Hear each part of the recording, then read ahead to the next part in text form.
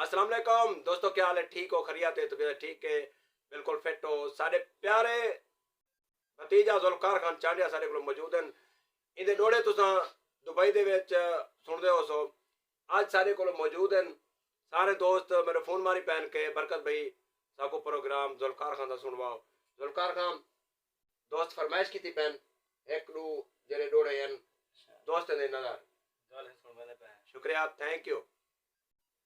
जदा छोड़ वेसू तेरी नगरी को ते कुसावल खबर न होसी मैं देरे ले सू जाते जिथा जुल्म जबर न होसी तू सुन से झोंक लड़ा गया है बतरू से सपेर न होसी परदेस च वन की दफन थिसूं तेरे वतन ते कबार न होसी।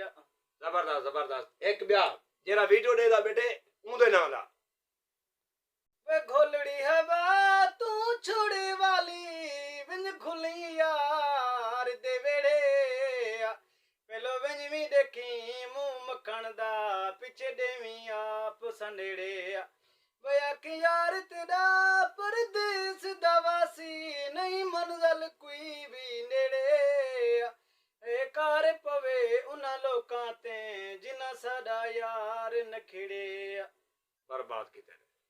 शुक्रिया जुल्फकार खान, मेहरबानी कीमती टाइम देने का शुक्रिया, थैंक यू।